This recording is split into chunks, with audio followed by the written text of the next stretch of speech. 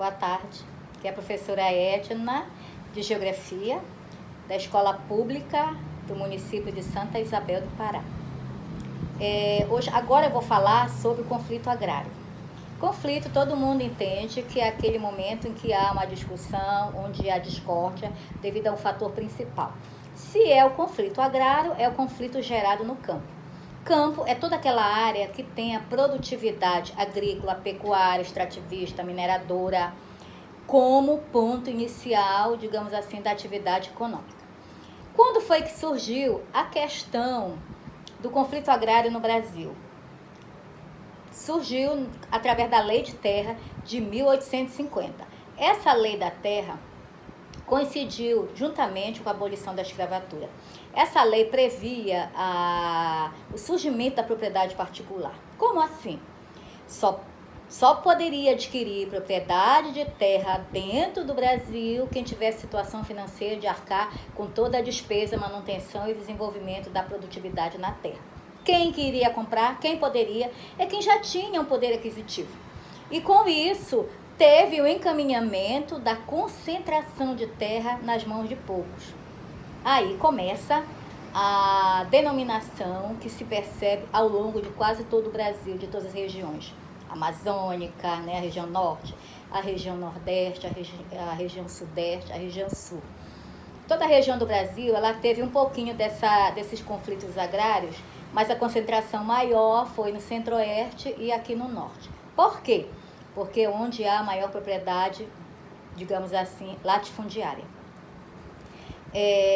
Na década de 60, houve todas essas questões ligadas à terra, já que era um instrumento de trabalho, digamos assim, de maior volume para a população brasileira. Houve um movimento das ligas camponesas para tentar, digamos assim, dentro da concepção, poder trabalhar na terra.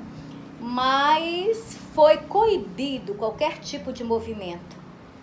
E no período da ditadura militar, houve o Estatuto da Terra, que veio, digamos assim, para tentar camuflar de uma forma sugestiva a questão da terra no Brasil. Só que essa lei da terra era tanto pormenores burocráticos que dificultava para o pequeno trabalhador, aquele que realmente necessitava.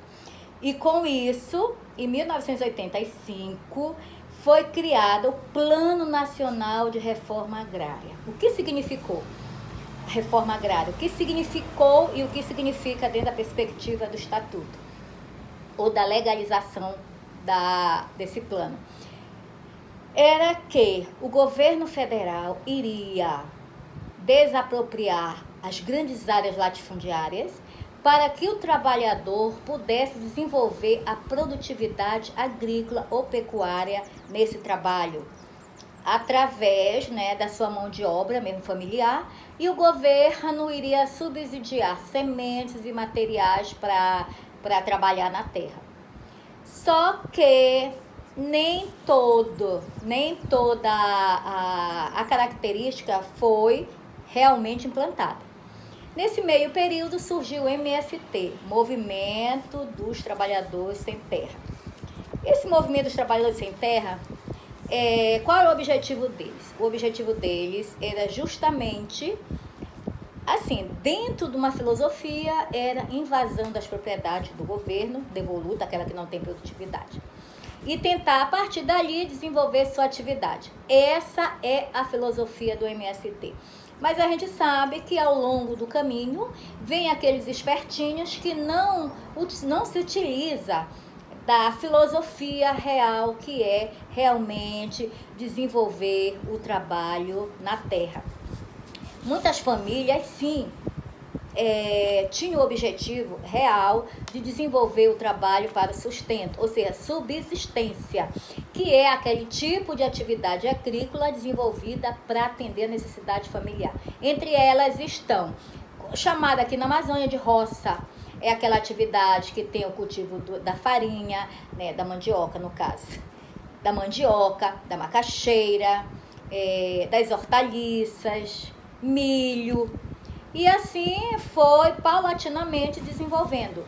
Só que devido a esse grande difusão de uma forma não sugestiva dentro do objetivo, o MST ela foi enfraquecendo e muitos deles tiveram, digamos assim, conflito com os grandes latifundiários fazendeiros, porque eles começaram a invadir propriedades particulares, né, para desenvolver, entre aspas, o que eles chamavam de trabalho familiar. Bem, se nós falamos agora sobre agricultura de subsistência, é porque tem um outro que é a agricultura, digamos assim, empresa agrícola, ou plantation, como foi denominada inicialmente no Brasil. A agricultura moderna, empresas agrícolas ou plantation, já é uma prática agrícola diferenciada. Por quê? O plantation, qual a característica dessa atividade? Característica principal, o objetivo é para exportação, logo ela é desenvolvida em grandes áreas territoriais, né? Ou seja, em grande latifúndio, onde era desenvolvida ainda existe esse tipo de atividade agrícola, o plantation de uma cultura só, por isso que ela é chamada de monocultura.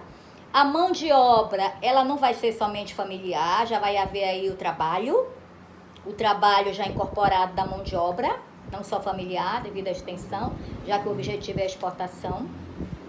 A produtividade já vai ser maior, né? No caso, cana-de-açúcar, a soja, o dendê e assim outros produtos também. E a empresa agrícola ou agricultura moderna é aquela que implementa a tecnologia.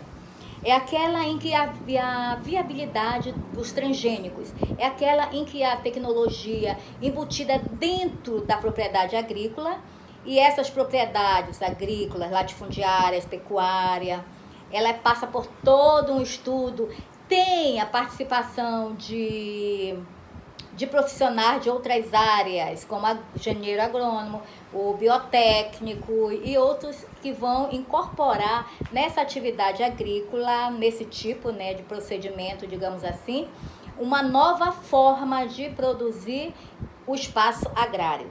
Esse tipo de espaço agrário, dentro dessa modernidade no Brasil, é presenciada principalmente no sul e sudeste do Brasil, ok? Obrigada.